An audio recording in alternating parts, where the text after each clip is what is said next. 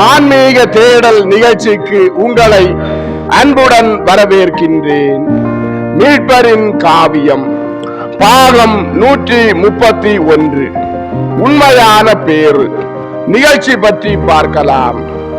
லூக்கா நற்செய்தி அதிகாரம் 11 இறை வார்த்தைகள் 27 முதல் 28 வரை. நிகழ்ச்சிக்கு போகலாம்.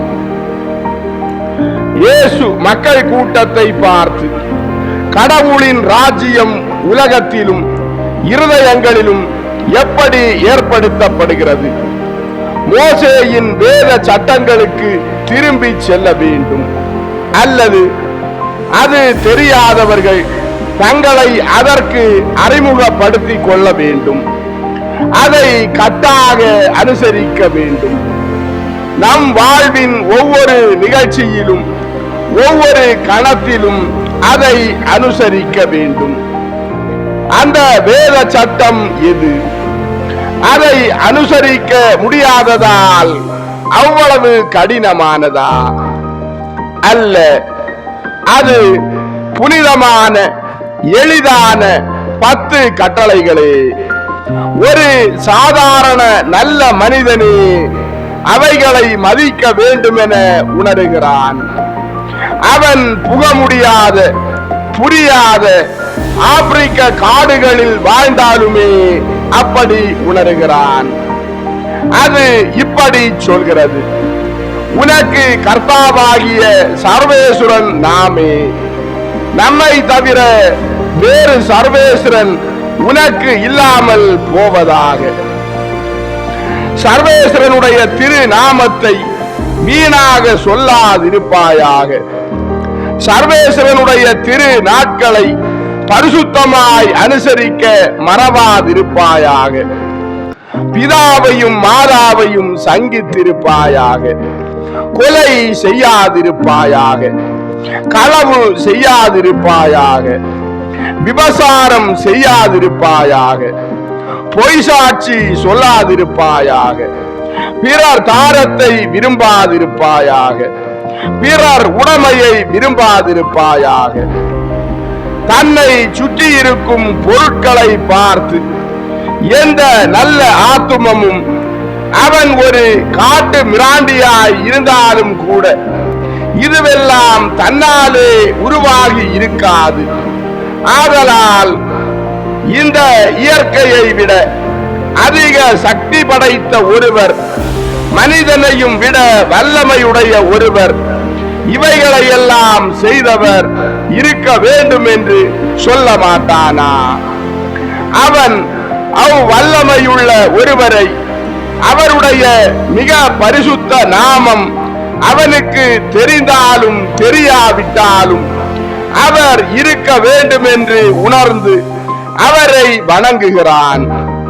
அவரின் முன்பாக அவனுக்கு எப்படிப்பட்ட சங்கை மரியாதை உள்ளதென்றால், அவன் அவருக்கு தானே இட்ட அல்லது அவர் பெயர் இன்னதென்று சொல்ல கற்பிக்கப்பட்ட பெயரை சொல்லும் போது மரியாதையினால் நடுங்குகிறான்.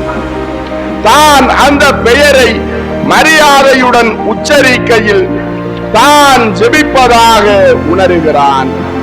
உள்ளபடியே கடவுளை வணங்கும் கருத்தோடு அல்லது அவரை அறியாதவர்களுக்கு அறிவிக்கும்படியாக கடவுளின் பெயரை உச்சரிப்பது ஒரு ஜெபமாய் இருக்கிறது. அதேபோல் ஒழுக்க விவேகத்தால் மட்டுமே தூண்டப்பட்டு ஒவ்வொரு மனிதனும் தன் உடலின் அங்கங்களுக்கு அவை உயிர் இருக்கும் வரை தாக்கு பிடிக்கும் வண்ணம் அவற்றிற்கு கொஞ்சம் ஓய்வளிக்க வேண்டும் என்று உணர்கிறான். இதைவிட ஆழமான காரணம், இஸ்ராயேலின் கடவுளே பிரபஞ்சத்தை படைத்து அதன் ஆண்டவராய் இருப்பதை அறிந்துள்ளவன் தன் உடல் ஓய்வை ஆண்டவருக்கு அர்ப்பணிக்க வேண்டும் என்று உணர்கிறான். ஏனென்றால் அவன் ஒரு பொதி மிருகம் போலிருக்க கூடாது.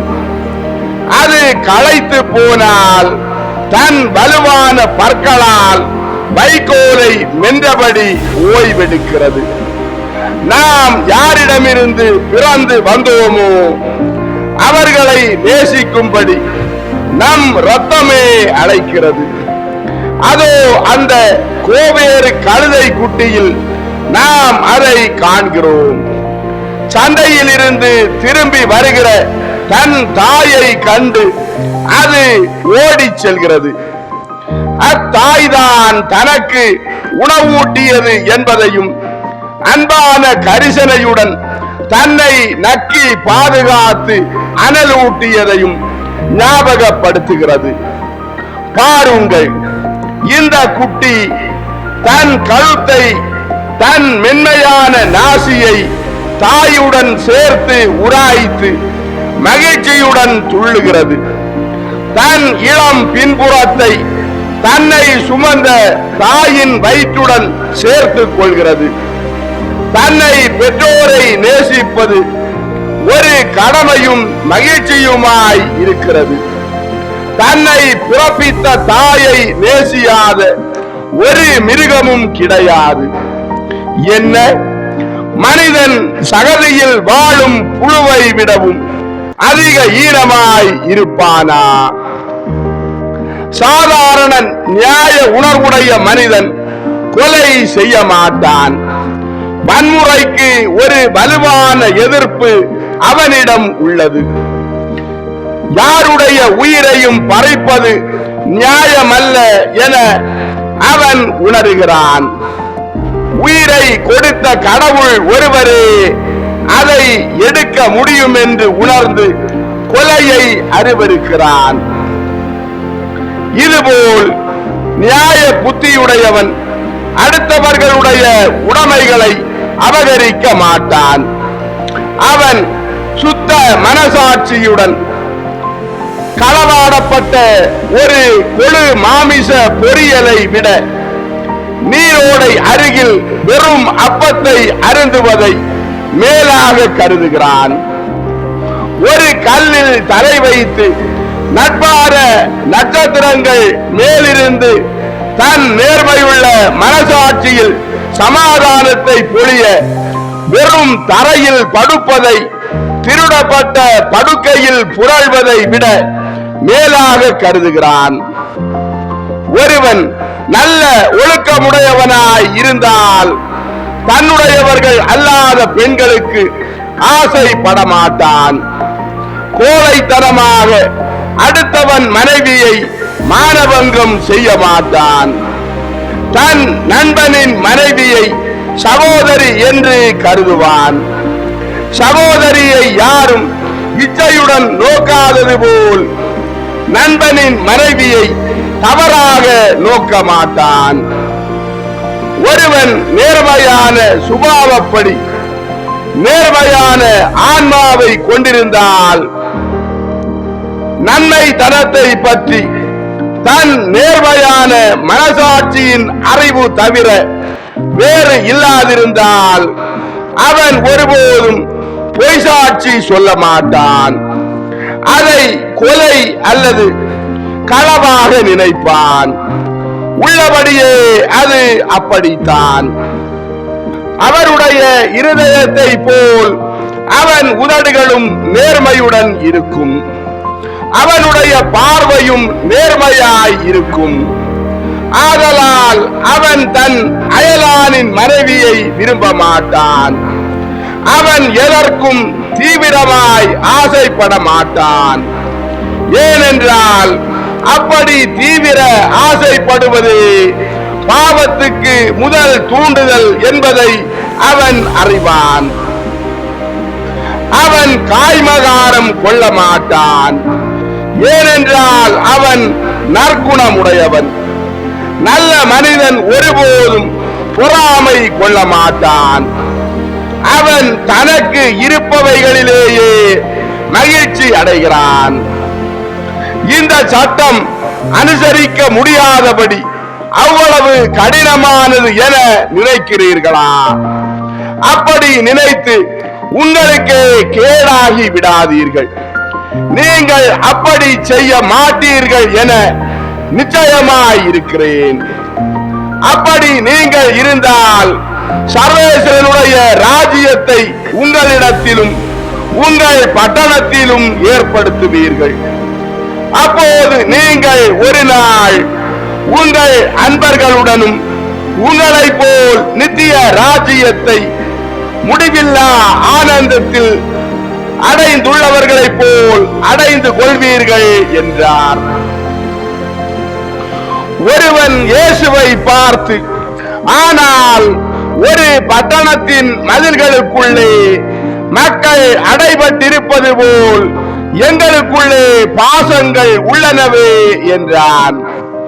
இயேசு அவனை பார்த்து, ஆம், மனிதர்களுடைய எல்லா பாசங்களும் ஒரே ஒரு காரியத்தையே தேட வேண்டும். எதை? புனிதத்தை. இல்லாவிட்டால் சிலர் மோட்சத்தை அடைய முயல்வார்கள், அதுவும் வீணாகிவிடும். ஏனென்றால் சிலர் அப்படி விரும்ப மற்றவர்கள் கதவுகளை பாதுகாப்பில்லாமல் விட்டுவிட்டால் ஏமாற்றுகிறவன் உள்ளே நுழைவான். ஞானத்தை விரும்பும் மக்களின் செயல்களை எதிர்த்து செயல்படுவான், தர்க்கங்களை எழுப்புவான், சோம்பலை வளர்ப்பான். இப்படி பட்டணத்திற்குள்ளே அழிவை ஏற்படுத்துவான்.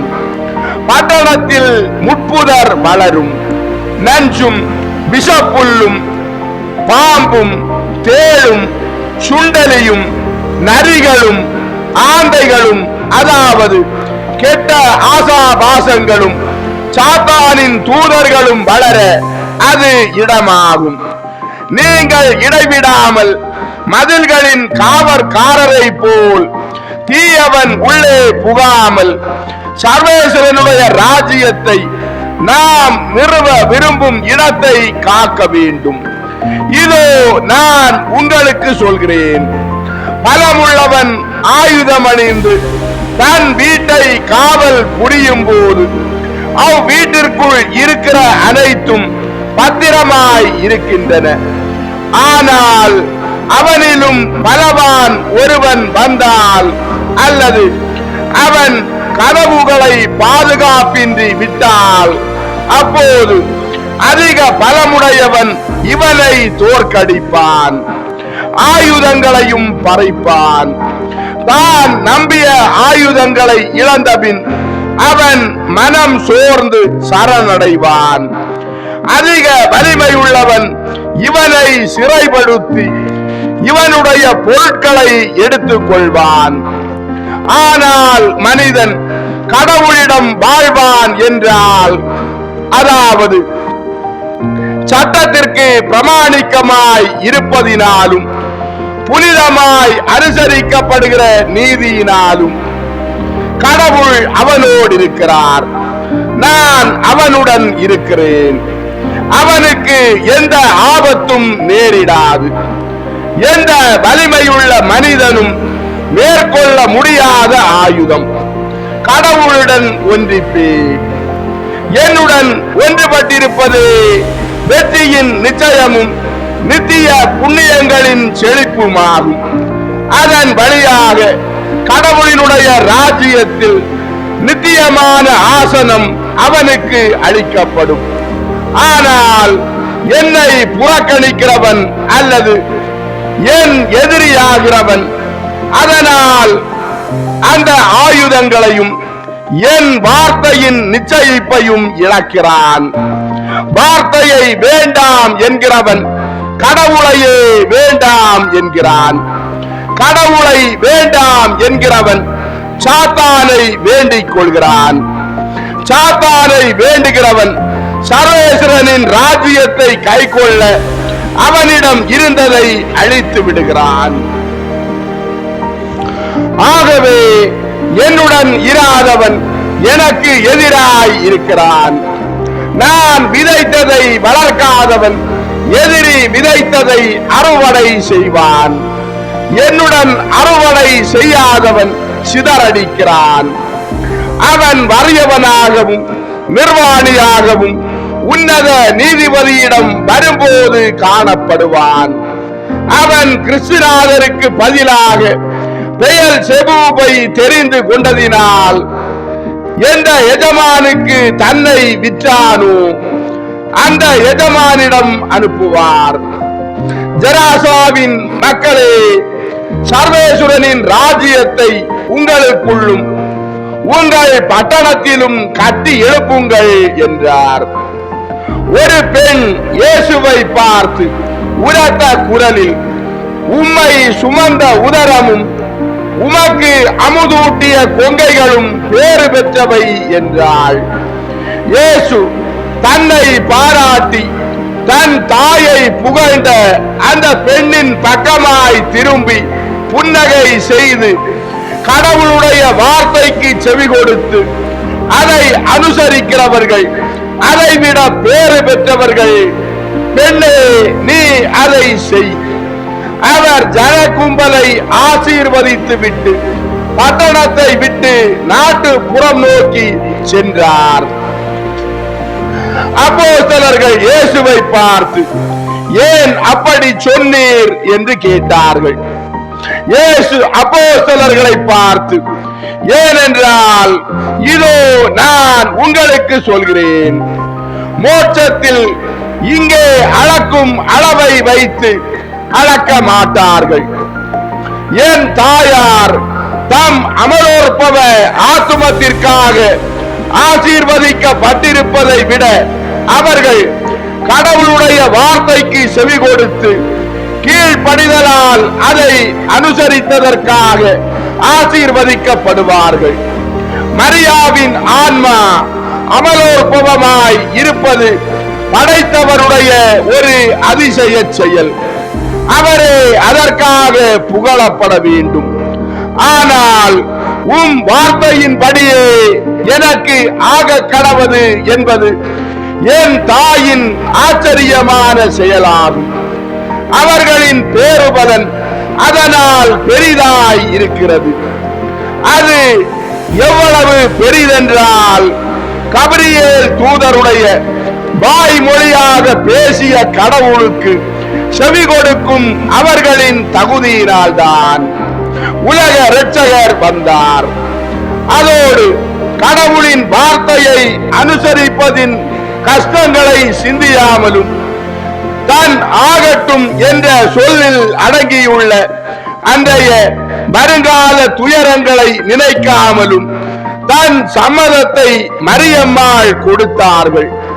இதிலிருந்து என் தாய் ஆசீர்வதிக்கப்பட்டது என்னை பெற்று எனக்கு அமுதூட்டியதால் மட்டுமல்ல, ஆனால் அவர்கள் கடவுளின் வார்த்தைக்கு செவிமடுத்து அதை கீழ்ப்படிதலால் அனுசரித்ததால் தான் என்றார்.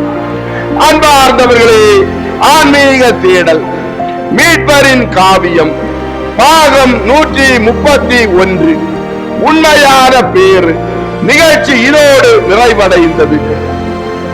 அடுத்த நிகழ்ச்சியில் உங்களை சந்திக்கும் வரை உங்களிடமிருந்து விடைபெறும் உங்கள் ஜான் பிரிட்டோ. ஆன்மீக தேடல் தொடரும். நன்றி.